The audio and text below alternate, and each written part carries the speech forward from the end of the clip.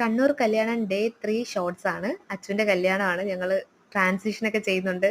Transition മഹാ കൊളമായിപ്പോയി. അതുകൊണ്ട് ഞാനിത് യൂട്യൂബിൽ മാത്രമേ ഇട്ടിട്ടുള്ളൂ. പിന്നെ അതിനുശേഷം ഞങ്ങൾ റെഡിയായി കുറെ പോസൊക്കെ ചെയ്ത് ഫോട്ടോസൊക്കെ എടുത്തിട്ട് പിന്നെ അച്ചുവിനെ റെഡി ആയതൊക്കെ നോക്കാനൊക്കെ പോയി.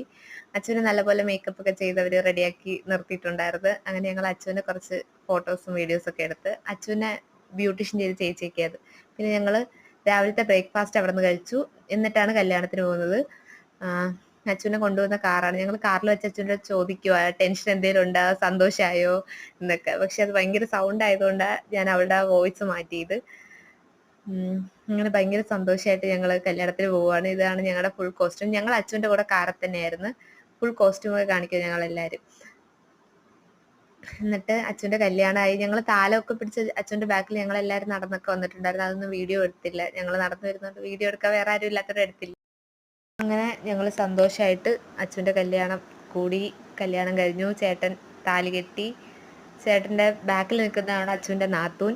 ആ ചേച്ചി മുടിയൊക്കെ പൊക്കി കൊടുത്തു.